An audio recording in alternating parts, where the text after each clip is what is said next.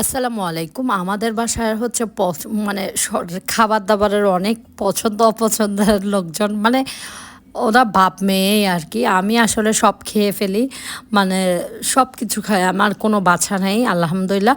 আমি হচ্ছে শুধু পাবদা মাছ খেতে পারি না। পাবদা মাছ আমার খুব অপছন্দের একটা মাছ। এটা জীবনে হাসান সাহেব খাওয়াতে, খাওয়াতে জীবনটা অতিষ্ঠ করে ফেলেছে।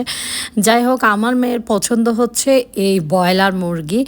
এখন একদিন আমাকে আমার মামাতো বোন মেসেজ দিয়ে জিজ্ঞেস করছে যে তোমার এই যে ব্রয়লার মুরগি যারা খায় না এমনভাবে যে রান্না করে খায় সেভাবে করে সেই রেসিপিটা পাঠাও।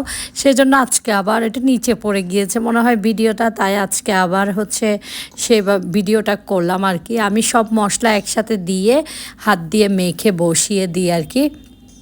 তারপরে হচ্ছে একটু হালকা একটু ঝোল রাখবো, একদম হালকা একটু ঝোল রাখবো, আর 2টা আলু দিয়েছি।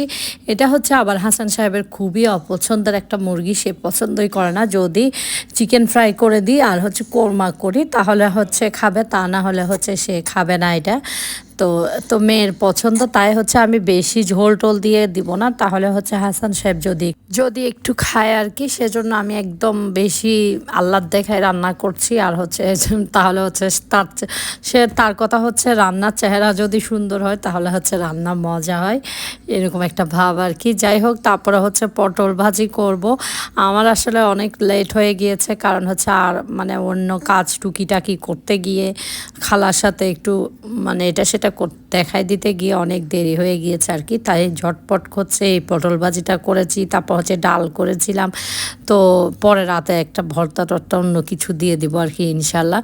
যাই হোক এইভাবে পটল ভাজি কিন্তু আমি চিটংয়ে থাকতে কোনো দিন খাইনি, এটা ঢাকা শহরে এসেই খেয়েছি।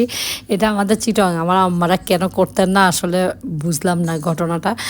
যাই হোক আমাদের এখানে করে হচ্ছে কুচি করে আর কি, সেটাও আমি করি, কিন্তু মাঝে মধ্যে এটা কিন্তু ভালো লাগে। এটা হচ্ছে চাক বেগুন ভাজির মতো আর কি। তো তো এটা দেখলাম বিভিন্ন ডিস্ট্রিক্টে কিন্তু এটা খায়, সেজন্য আমি এখন ইদানিং এটা করে থাকি। এই আগুনটা ছোট করে দিয়ে হচ্ছে লো হিটে বসিয়ে দিতে হয়, তা না হলে পুড়ে টুড়ে ছারকার হয়ে যায়। আমি একটু বাবুর সাথে কথা বলতে গিয়েছিলাম কি ব্যাপারে, দেখেন আমার এদিক দিয়ে নিচ দিয়ে কিন্তু একটু লেগে গিয়েছে। তো এরকম লাগা যাবে না, আর একটু লাইট থাকতে উল্টিয়ে পাল্টিয়ে নিতে হয় আর কি। যাই হোক এভাবে কিন্তু মজা। আর বেরেস্তা যদি দেন এটার উপরে কাঁচামরিচ পেঁয়াজ দিয়ে বেরেস্তা যদি দেন তাহলে কিন্তু আরও বেশি মজা লাগে। এটা মাছ ভাজির মতো একটা মানে আসে। এই তো দেখতেই পাচ্ছেন আমার পটল ভাজিটা। আর মুরগিটা কিন্তু এতটা খারাপ হয় না, এইভাবে করলে কিন্তু এটা কি ব্রয়লার মুরগি না কি হচ্ছে সোনালী মুরগি কেউ বুঝতেই পারবে না। তো এই তো আশা করি আপনাদের কাছে ভালো লেগেছে। ভালো লাগলে অবশ্যই শেয়ার করে পাশে থাকবেন। আসসালামু আলাইকুম, আল্লাহ হাফেজ।